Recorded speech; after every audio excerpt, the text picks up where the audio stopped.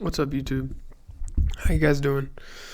Today I wanted to talk to you guys about a topic I had on my mind, which was losing your emotional attachment to money. Okay, this was a game changer for me when I started to move away from that sort of like scarcity mindset that we all adopt one way or another, whether that be generational, from our parents, or we developed it on our own. If you want to make more money, the simple fact is you have to get rid of that mindset. Okay? So I think the mindset change for me really came once I started investing, and it stings a little at first. I've been investing in different things since I was young. I bought when I wanted to do my lawn care business, I bought a lawnmower and a push mower, a leaf blower. I bought all that equipment. I turned my truck into a work truck. I was always looking for ways to kind of have my money work for me. And that's something you have to keep in your head if you want to make more money, is that every dollar has to be looked at as like a worker to go out and bring you back more money. And finance is something I feel very deeply about, so I'm going to end up making a longer video on this topic and how I got to the net worth I'm at the moment. But I think a huge change for me was losing the emotional attachment to the money. So, doing the evaluations I needed to do on the investments I was about to take, and understanding that there are risks in taking those investments, and taking calculated risks at the end of the day. So putting my money out there, knowing that it could possibly not come back, but knowing that I can always get a job and make it back. One thing you don't lose is your hustle. What you do lose is time, and opportunity to make more money and put into investments. So I started in 2023, started putting money into stocks and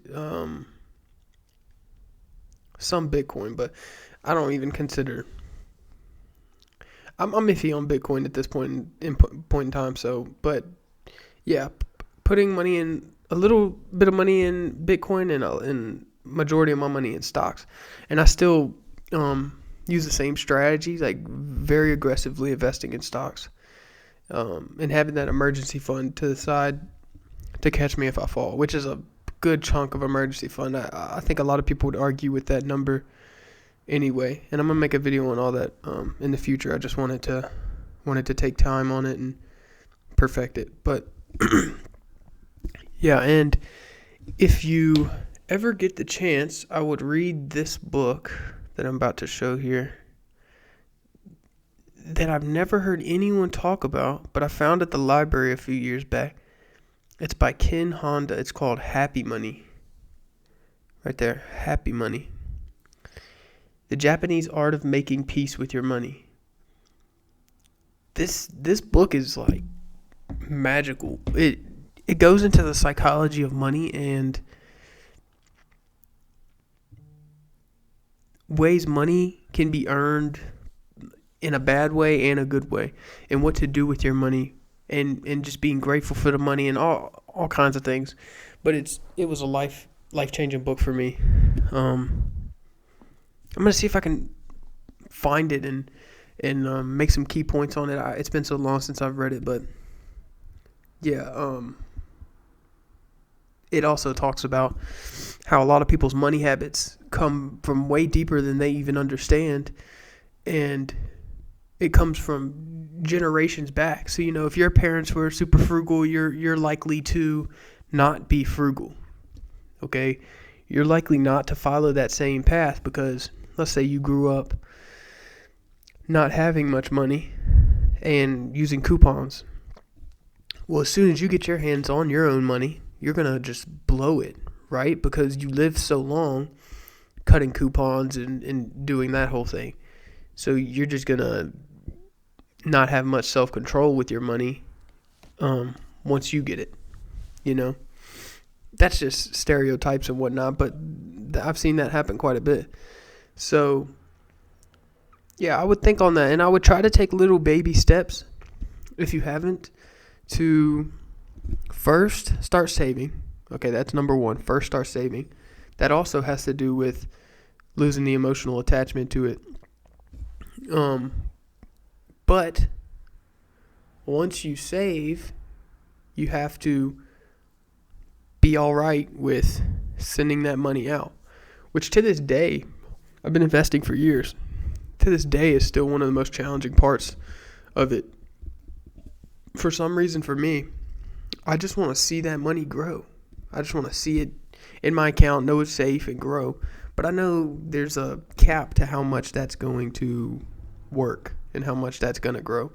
I mean, sitting in a high yield, you're only getting, I think they lowered my rate to like, I'm with American Express, they lowered the rate to like 3.6, I want to say it's at right now. And that's, man, you're going to be waiting forever to get some growth on your money. So you've got to learn how to get it in the stock market and, or even just investing in yourself. If you have something you believe super heavy in, that could be a YouTube channel, that could be your music, whatever that is.